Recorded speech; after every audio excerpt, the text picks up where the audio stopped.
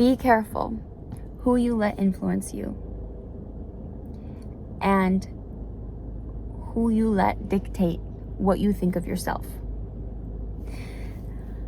Hello, my name's Autumn Roosh. This is the first video I'm making of this kind. Please excuse the weird camera angle if there is one. Maybe it's artsy, maybe it's on purpose, but I am in my car and I am on my phone. So I want to talk about mental health because I am a big advocate in it, and obviously like it's everything that I write about. It's the book I wrote, it's every poem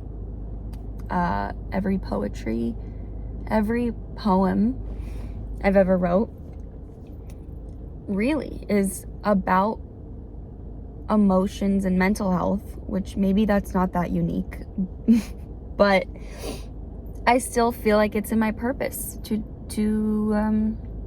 reach one person. Even if I could reach one person and help them, I want to do that.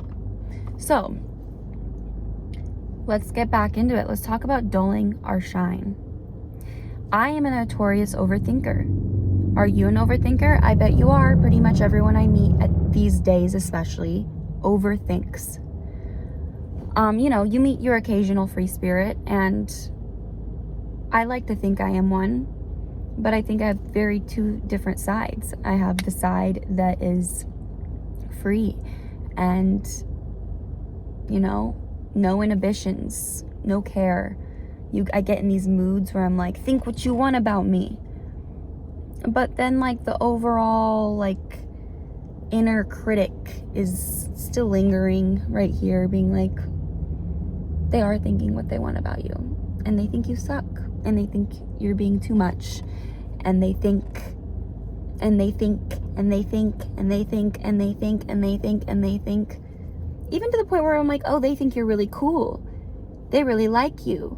You did a good job presenting yourself. I'm really proud of how you presented yourself. They really enjoy you. Keep it up, because their perception of you means so much. It's everything. Because without their perception, who would you be? You would crumble into nothingness. It's like, do I exist outside of them? I exist outside of them. You exist outside of them. You exist outside of other people. You exist. And I notice, because it's a pattern, that I am dulling my shine. I'm dulling it.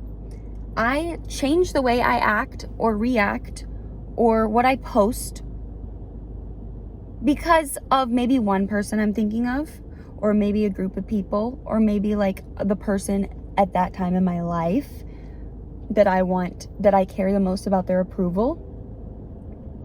And what's the funny thing is, it's usually never someone that I, genuinely have a solid rock solid, like foundational relationship with, because I know those people will love me no matter what.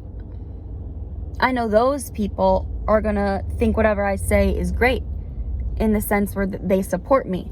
And maybe they don't think whatever I say is great, but they'll also be the ones to generously correct me and say, hey, no, that's not correct. And I love you enough to kind of steer you in the right direction. I'm never afraid of those people.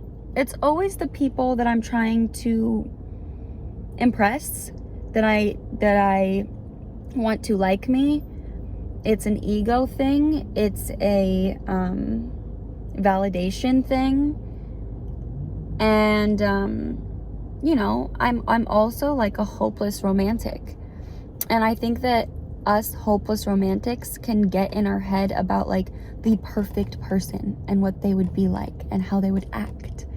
And the precious like beautiful fairy tale kind of imagination that we have, that like that's what we want to bring to the table to a partner, even if it's not the right partner, even if it's a partner we're not supposed to be with. We still want to bring that to the table because we still want them to want us, regardless if we actually want to be with them. And I don't know if there's a we in this. I could literally just be an insane person talking to myself in the camera. But that's okay. That is okay. I don't care if you like this video, if you approve of this video. I'm kidding. I care. I do. But I'm working on not dulling myself and not holding myself back because I'm so scared of what the world's gonna think of me that I never put myself out there. This is something that I've been saying and I really like it. I've been saying this for years. Be so you. Be so you. Be so you. Be so you that anything that's not you falls away. It just falls away. It naturally falls away because you're in a situation and you're like, hey, this is my opinion. And other people are like, oh, that's not mine. And I think you suck. I'm going to just go this direction. Or you get people that are like, hey, that's not mine, but I want to have a civil discourse with you about that opinion and talk about it. And then you become best friends, or you become, you know, at least like you can hang out in a social setting. But like, how much better does it feel in your soul that you're just like, I am me and people know me. People know me. And maybe that's another thing I have to get through. And like people know who I am. Like that's something I've held on to. Like I want people to just know who I am, and who I am is these things. And I want you to perceive me as these things. So I have to act a certain way every time I'm around you so that you perceive me as these things. But the truth is I'm so many things. I'm messy. And sometimes I'm impulsive. A lot of the times I'm impulsive. I'm caring, but I also get angry. And I'm also constantly growing and learning and testing myself. And I get so in my head and I get so obsessive compulsive that I like start to think, oh, you don't deserve to have real thoughts and opinions because you're just this.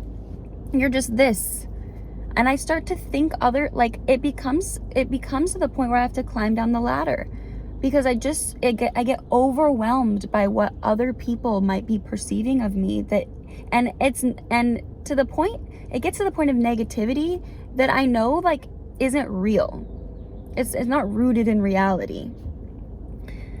And something that has cured me and healed me in a lot of ways from that is just saying like, okay, maybe they do. Maybe they think those things. Maybe they love you. Maybe they don't. You exist outside of them. And you're never going to get to your fullest, highest, self-actualized,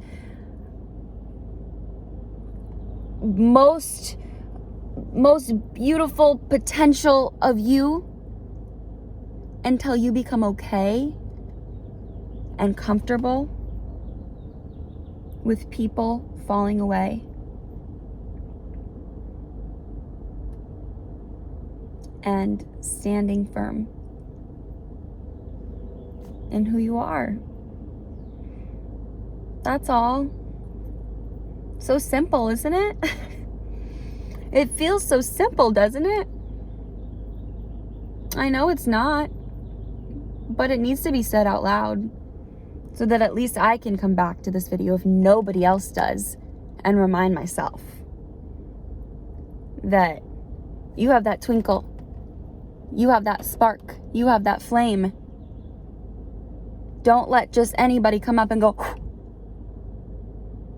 and start shrinking yourself. Don't do it.